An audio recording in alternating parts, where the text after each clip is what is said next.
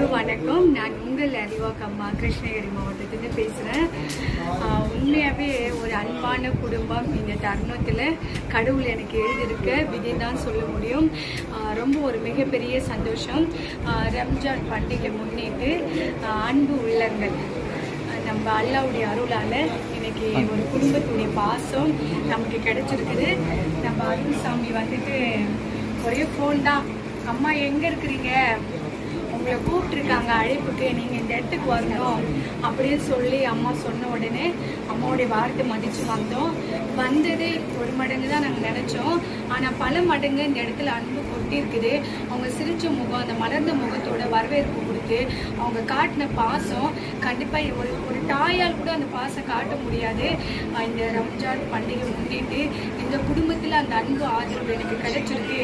அதுக்காக நம்ம அல்லாஹ் அவர்களுக்கு நம்ம நன்றிகளை தெரிவிச்சுக்கலாம்.